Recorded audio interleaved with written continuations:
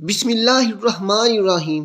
ہم سب جانتے ہیں کہ اس دنیا میں مرد اور عورت کی جنس کے علاوہ ایک تیسری جنس بھی پائی جاتی ہے جسے اردو میں خواجہ سرا، ہجڑا، خسرا، زنخا جبکہ عربی میں مخنث کہا جاتا ہے۔ اب سوال یہ پیدا ہوتا ہے کہ اللہ پاک نے قرآن کریم میں اشرف المخلوقات میں شامل اس تیسری جنس کو کیوں مخاطب نہیں کیا؟ شادی شدہ جوڑے کون سی ایسی غلطیاں کرتے ہیں کہ ان کے ہاں خواجہ سرا پیدا ہو جاتے ہیں؟ کیا خواجہ سرا سے اسلام میں شادی کی اجازت دی گئی ہے؟ آئیے چلتے ہیں پہلے سوال کے جواب کی طرف۔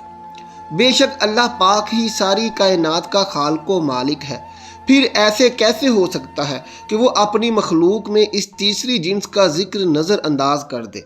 یہ محض ایک غلط فہمی ہے جو کہ مذہبی اور معاشرتی اکابرین نے ہمارے اندر پیدا کی ہوئی ہے۔ آئیے اس مسئلے کے حل کے لیے مشہور سائنسدان ہیری کلین فلٹر کی تھیوری کو دیکھتے ہیں۔ اس نے ایک بیماری دریافت کی جس کا نام اس نے اپنے نام پر یعنی کلین فلٹر سنڈروم رکھا۔ اس بیماری کے مطابق عورت اور مرد کی طرح خواجہ سرا کوئی تیسری جنس نہیں ہے، بلکہ یہ ایک جسمانی بیماری ہے۔ اللہ تعالیٰ نے انسان کو مرد اور عورت کے ہی روپ میں پیدا کیا ہے، لیکن جس طرح دیگر پیدائشی بیماریوں کی وجہ سے بچہ اندھا، گونگا، بہرا پیدا ہو سکتا ہے، تو اسی طرح کروموسومز ایکس اور وائی کی تعداد کے عدم مطابقت کی وجہ سے بچے کی جنس کا تعین بھی نہیں ہو پاتا، جس سے بچہ پیدائشی طور پر اب نارمل پیدا ہو جاتا ہے۔ ہر انسان میں 23 کروموسوم کے جوڑے پائے جاتے ہیں اور ہر جوڑا 2 کرومیٹین پر مشتمل ہوتا ہے۔ اسی طرح مجموعی طور پر ایک انسان میں 46 کرومیٹین پائے جاتے ہیں۔ بعض اوقات کروموسوم کی تبدیلی کے وقت مردوں میں 1 سے زائد کرومیٹین ایکس پیدا ہوتا ہے۔ اس طرح مردوں میں 46 کی بجائے 47 کرومیٹین بن جاتے ہیں۔ سائنسدانوں کے مطابق ہر 500 میں سے ایک مرد یا 47واں کرومیٹین پیدا کرتا ہے، اور بچے کی پیدائش کے وقت اگر یہی 47واں کرومیٹین باپ کی طرف سے ایکس ایکس یا ایکس وائی کی شکل میں ماں کے کرومیٹین ایکس سے جڑا بنا لے تو بچہ پیدائشی طور پر ٹرانسجینڈر پیدا ہوتا ہے۔ یہاں یہ بات واضح کر دیں کہ ماں کی طرف سے ہر صورت میں ایک ہی کرومیٹین ایکس ہوتا ہے، جبکہ باپ کی طرف سے ایکس اور وائی دونوں میں سے کسی ایک نے آنا ہوتا ہے۔ لیکن اگر بدقسمتی سے باپ کی طرف سے ماں کو دونوں ایکس ایکس اور وائی کرومیٹین مل جائیں تو پھر وہ ماں کے ایکس کے ساتھ مل کر ایک ایسا بچہ پیدا کرتے ہیں کہ جس کی ساری زندگی سزا بچے اور ماں کو دی جاتی ہے، جبکہ یہ تحفہ تو باپ کا ہوتا ہے۔ لیکن اسلامی نقطہ نظر سے امام ابو الفرح طرطوسی کتاب تحریم الفحاش میں حضرت ابن عباس سے ایک روایت نقل کرتے ہیں۔ حضرت ابن عباس نے فرمایا کہ ہجڑے جنات کی اولاد ہیں۔ کسی نے حضرت ابن عباس رضی اللہ تعالیٰ عنہ سے دریافت کیا کہ یہ کیسے ہو سکتا ہے، تو آپ نے فرمایا کہ اللہ اور اس کے رسول صلی اللہ علیہ وسلم نے آدمی کو حالت حیض میں بیوی سے مشاورت کرنے سے منع کیا۔ جب آدمی حالت حیض میں بیوی کے پاس آتا ہے تو شیطان عورت کی طرف آدمی سے پہلے پہنچ جاتا ہے۔ اس لیے ہمارے پیارے نبی صلی اللہ علیہ وسلم نے فرمایا کہ جب تم میں سے کوئی اپنی بیوی کے پاس جائے تو دعا پڑھ لیا کرے، اور وہ دعا ہے اللہ تعالیٰ کے نام کی مدد سے: اے اللہ ہمیں شیطان سے محفوظ رکھ اور ہمیں ہماری اولاد کو بھی شیطان کے شر سے محفوظ فرما۔ تو اسی طرح شیطان انسان کو کوئی نقصان نہیں کر سکتا۔ قرآن کریم کی سورۃ الشورى میں اللہ تعالیٰ اپنی حکمیت بیان کرتے ہوئے ارشاد کرتا ہے کہ بے شک اللہ آسمانوں اور زمین کی حکومت اللہ ہی کے لیے ہے، وہ جو چاہتا ہے کرتا ہے، وہ کیسے چاہتا ہے بیٹے عطا کرتا ہے اور جسے چاہتا ہے بیٹیاں، زور جسے چاہتا ہے ملا جلا کر عطا کرتا ہے، اور وہ جسے چاہتا ہے بے اولاد رکھتا ہے، وہ تو جاننے والا اور قدرت رکھنے والا ہے۔ ہمارا یہ ایمان ہے کہ اللہ تعالیٰ ہر چیز کا مالک ہے، وہ جو چاہتا ہے کرتا ہے اور کسی پر ظلم نہیں کرتا۔ آئیے اب تیسرے سوال کا جواب دیتے ہیں کہ ہجڑے سے شادی کی جا سکتی ہے یا نہیں۔ بات یہاں یہ ہے کہ ہجڑے کوئی الگ مخلوق نہیں، بلکہ وہ بھی انسان ہی ہیں۔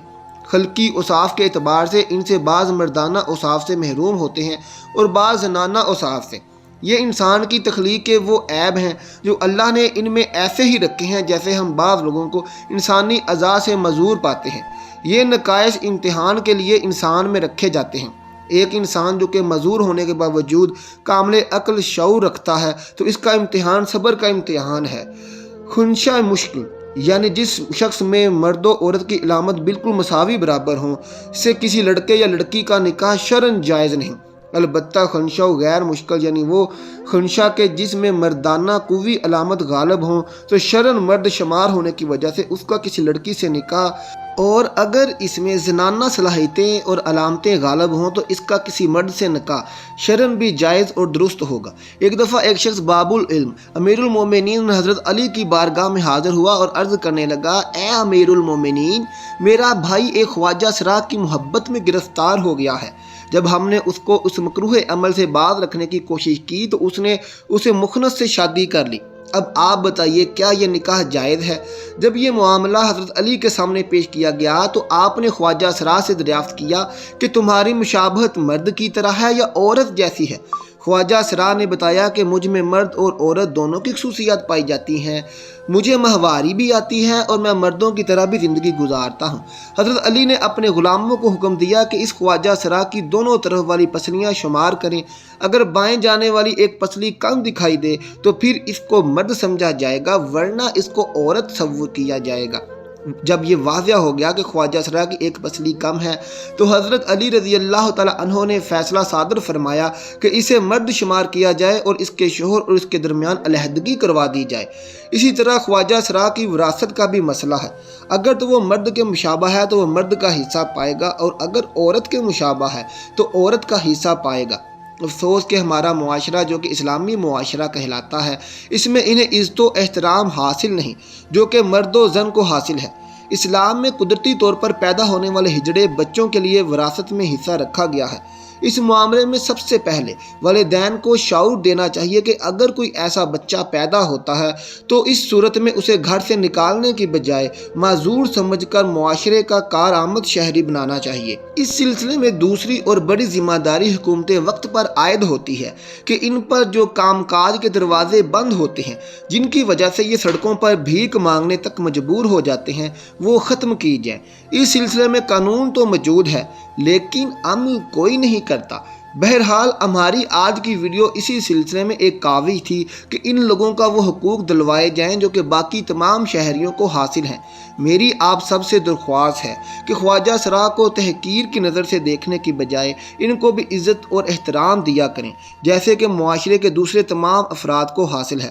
اللہ پاک مجھے اور اس ویڈیو کو دیکھنے والے تمام افراد کو کلین فلٹر سنڈروم جیسی بیماری سے محفوظ فرمائے۔ محترم ناظرین، آخر میں کمنٹ سیکشن میں آمین ضرور لکھ دیجیے گا اور ہمیں اس ویڈیو کے متعلق اپنی رائے سے بھی ضرور آگاہ کیجیے گا۔ ملتے ہیں آپ سے اپنی اگلی ویڈیو کے ساتھ، تب تک اپنا بہت خیال رکھیے گا۔ اللہ حافظ۔